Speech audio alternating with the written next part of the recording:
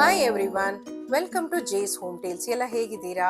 ಇವತ್ತು ನಾನು high protein gravy soya chunks ಅಥವಾ ನಗೆಟ್ಸ್ ಅನ್ನ ಬಳಸಿ ತುಂಬಾ ರುಚಿಯಾಗಿರುವಂತ ಒಂದು ಗ್ರೇವಿ ರೆಸಿಪಿನ ಇವತ್ತು ತಿಳಿಸ್ಕೊಡ್ತಾ ಇದ್ದೀನಿ. ಇದು ಚಪಾತಿಗೂ ಚೆನ್ನಾಗಿರುತ್ತೆ, ಪೂರಿಗೂ ಚೆನ್ನಾಗಿರುತ್ತೆ. ತಡ ಮಾಡದೆ ಹೇಗೆ ಮಾಡೋದು ಅಂತ ನೋಡೋಣ. ಅದಕ್ಕಿಂತ ಮುಂಚೆ ಯಾರೆಲ್ಲ ನನ್ನ ಚಾನೆಲ್ನ ಸಬ್ಸ್ಕ್ರೈಬ್ ಮಾಡ್ಕೊಂಡಿಲ್ವೋ ದಯವಿಟ್ಟು ಸಬ್ಸ್ಕ್ರೈಬ್ ಮಾಡ್ಕೊಳ್ಳಿ. ಪಕ್ಕದಲ್ಲಿರೋ ಬೆಲ್ ಐಕನ್ನ ಕ್ಲಿಕ್ ಮಾಡೋದು ಮರಿಬೇಡಿ.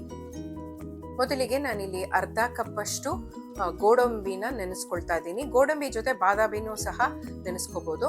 ಸುಮಾರು 1.5 ಕಪ್ಪಷ್ಟು ಸೋಯಾ ಚಂಕ್ಸ್ ಅನ್ನ ತಗೊಂಡಿದ್ದೀನಿ. ಒಂದು ಪಾತ್ರೆಗೆ ನೀರನ್ನು ಹಾಕೊಂಡು ಸ್ವಲ್ಪ ಉಪ್ಪನ್ನ ಸೇರಿಸ್ಕೊಂಡು ಅದಕ್ಕೆ ಕುದಿಲಿಕ್ಕೆ ಶುರು ಆದಾಗ ಸೋಯಾ ಚಂಕ್ಸ್ ಅನ್ನ ಹಾಕೊಳ್ತಾ ಇದ್ದೀನಿ. ಸುಮಾರು 2 ನಿಮಿಷ ಅಷ್ಟು ಬೇಯಿಸ್ಕೊಳ್ತಾ ಇದ್ದೀನಿ. ಈ ನೊರೆ ಎಲ್ಲ ಕಮ್ಮಿ ಆಗಿ ನೀರೆಲ್ಲ ಸ್ವಲ್ಪ ಎವಾಪ್ರೇಟ್ ಆಗುತ್ತೆ. ನಂತರ ಅದನ್ನ ಒಂದು ಜ್ಯೂಸ್ ಸ್ಟ್ರೈನರ್ ಅಲ್ಲಿ ಸ್ಟ್ರೈನ್ ಮಾಡಿಕೊಂಡು ನೀರ್ನೆಲ್ಲ ಬಸಿಬೇಕಾಗತ್ತೆ. ತಣ್ಣಗಾದ ನಂತರ ಸೋಯಾ ಚಂಕ್ಸ್ ಅಲ್ಲಿ ಇರುವಂತ ನೀರಿನ ಅಂಶನೆಲ್ಲ ಹಿಂಡಿ ತೆಗಿಬೇಕಾಗತ್ತೆ. ಅದ್ರೊಳಗೆ ನೀರು ಹಾಗೆ ಬಿಟ್ರೆ ನಾವು ಗ್ರೇವಿ ಮಾಡುವಾಗ ಮಸಾಲೆ ಅದು ಫ್ಲೇವರ್ ಎಲ್ಲ ಸರಿಯಾಗಿ ಹಿಡಿಯೋದಿಲ್ಲ, ಚಂಕ್ಸ್ ಸಪ್ಪೆ ಸಪ್ಪೆ ಅನ್ಸುತ್ತೆ. ಹಾಗಾಗಿ ಈ ರೀತಿ ತಣ್ಣಗಾದ ನಂತರ ಸ್ಕ್ವೀಸ್ ಮಾಡಿ ನೀರ್ನೆಲ್ಲ ತೆಗೆದಿಟ್ಕೊಳ್ಬೇಕಾಗತ್ತೆ.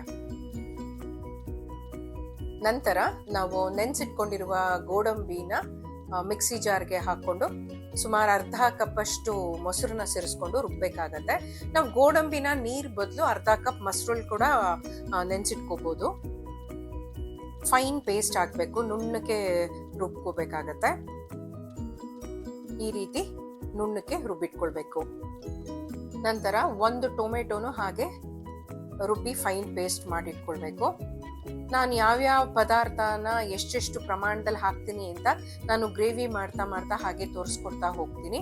ವಿಡಿಯೋ ಸ್ಕಿಪ್ ಮಾಡದೆ ಕಡೆ ತನಕ ನೋಡಿ. ನಂತರ ಒಂದು ಪಾತ್ರೆಗೆ ಸುಮಾರು 3ರಿಂದ 4 ಟೇಬಲ್ ಸ್ಪೂನ್ ಅಷ್ಟು ಎಣ್ಣೆನ ಹಾಕೊಳ್ತಾ ಇದ್ದೀನಿ. ಎಣ್ಣೆ ಬದಲು ತುಪ್ಪ ಅಥವಾ ಬೆಣ್ಣೆ ಸಹ ಸೇರಿಸ್ಕೋಬಹುದು. ಇಲ್ಲಿ ನಾನು 1 ಚಕ್ಕೆ, ಲವಂಗ ಹಾಗೂ ಏಲಕ್ಕಿನ ಹಾಕೊಳ್ತಾ ಇದ್ದೀನಿ. ಇದು ಒಳ್ಳೆ ಫ್ಲೇವರ್ ಕೊಡುತ್ತೆ. ಹಾಗಾಗಿ ಒಂದು ಹೆಚ್ಚಿಟ್ಕೊಂಡಿರುವ ಈರುಳ್ಳಿನ ಹಾಕೊಳ್ತಾ ಇದ್ದೀನಿ.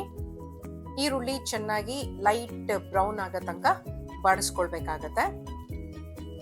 ನಂತರ ಶುಂಠಿ ಬೆಳ್ಳುಳ್ಳಿ ಪೇಸ್ಟ್ ಸುಮಾರು 1 ಟೇಬಲ್ ಸ್ಪೂನ್ ಅಷ್ಟು ನಾನು ಹಾಕೊಳ್ತಾ ಇದ್ದೀನಿ.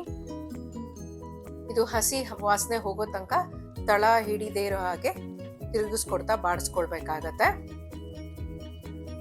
ನಂತರ 3 ಮೆಣಸಿನ್ಕಾಯಿನ ಸೇರಿಸ್ಕೊಳ್ತಾ ಇದ್ದೀನಿ. ಇಲ್ಲಿ ಹಣ್ಣಾಗಿರುವಂತಹ ಹಸಿ ಮೆಣಸಿನ್ಕಾಯಿನ ಹಾಕೊಳ್ತಾ ಇದ್ದೀನಿ, ಕಲರ್ ಚೆನ್ನಾಗಿರುತ್ತೆ ಅನ್ನೋ ಕಾರಣಕ್ಕಾಗಿ.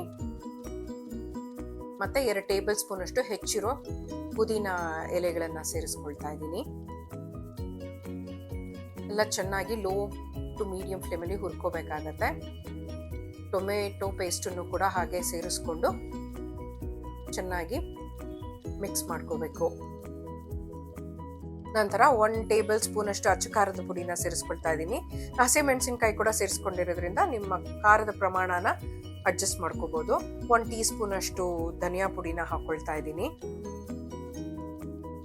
ನಂತರ 1 ಟೀ ಸ್ಪೂನ್ ಅಷ್ಟು ಗರಂ ಮಸಾಲಾನ ಸೇರಿಸ್ಕೊಳ್ತಾ ಇದ್ದೀನಿ. ಇಲ್ಲಿ ನಾನು ಕಿಚನ್ ಕಿಂಗ್ ಗರಂ ಮಸಾಲಾನ ಬಳಸಿದ್ದೀನಿ. ನೀವು ಯಾವ ಬ್ರ್ಯಾಂಡ್ ಬೇಕಂದ್ರೂ ಬಳಸ್ಬೋದು. ಎಲ್ಲ ಚೆನ್ನಾಗಿ ಮಸಾಲೆ ಎಲ್ಲ ಹೊಂದ್ಕೊಳ್ಳೋ ರೀತಿ ಚೆನ್ನಾಗಿ ಮಿಕ್ಸ್ ಮಾಡಿ ಮೀಡಿಯಂ ಫ್ಲೇಮಲ್ಲಿ ಮುಚ್ಚಳ ಮುಚ್ಚಿ ಸುಮಾರು 2ರಿಂದ 3 ನಿಮಿಷ ಮಸಾಲೆನೆಲ್ಲ ಬೇಯಿಸ್ಕೋಬೇಕಾಗತ್ತೆ. ಮಸಾಲೆ ಎಲ್ಲ ಚೆನ್ನಾಗಿ ಬೆಂದ ನಂತರ ಸೋಯಾ ಚಂಕ್ಸನ್ನ ನಾವು ಸೇರಿಸ್ಕೊಳ್ಬೇಕು. ಇನ್ನು ಸೋಯಾ ಚಂಕ್ಸ್ ಬಗ್ಗೆ ಹೇಳ್ಬೇಕಂತಂದ್ರೆ ಇದರಲ್ಲಿ ಹೇರಳವಾಗಿ ಪ್ರೋಟೀನ್ಸ್ ಇರುತ್ತೆ, ಮತ್ತೆ ಫೈಬರ್ ಇರುತ್ತೆ,